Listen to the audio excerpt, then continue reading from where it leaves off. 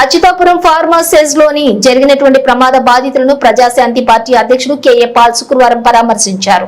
ఈ సందర్భంగా ఆయా బాధితులను పరామర్శించి అనంతరం ఆయన మీడియాతో మాట్లాడుతూ ఇటువంటి ప్రమాద ఘటనలు పునరావృతం కాకుండా ఉండేలా న్యాయస్థానంలో ఫిల్ వేస్తానన్నారు. బాధితులకు ప్రభుత్వం ₹1 కోటి ఇవ్వడాన్ని తాము అభినందిస్తున్నామన్నారు.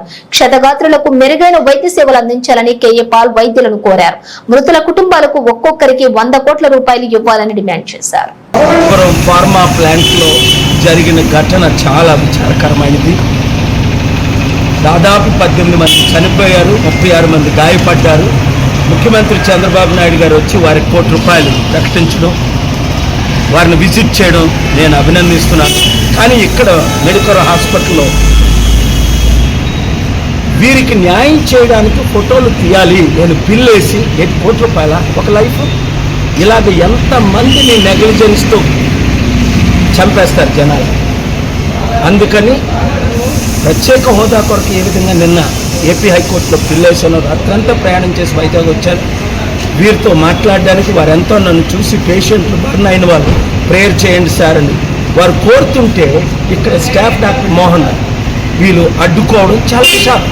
ఎందుకంటే వాళ్ళకి స్పిరిచువల్ కౌన్సిల్ కావాలి, ప్రేయర్ కావాలి, ఆ తర్వాత అలౌ చేశారు. కానీ వీరికి ఒక్కొక్క కుటుంబానికి దాదాపు ₹100 కోట్లు, చనిపోయిన కుటుంబానికి గాయపడిన వాళ్ళకి ₹10 కోట్లు ఇవ్వాలని నేను పబ్లిక్ ఇంట్రెస్ట్ లిటిగేషన్ బిల్ వేస్తే, ఎందుకంటే ఇది పర్పస్ఫుల్గా జరిగిందా లేదా, ప్లాంట్కి వెళ్ళిన తర్వాత నేను విషయాలు మాట్లాడతాను. కేజీహెచ్లో విజిట్ చేస్తున్నాం.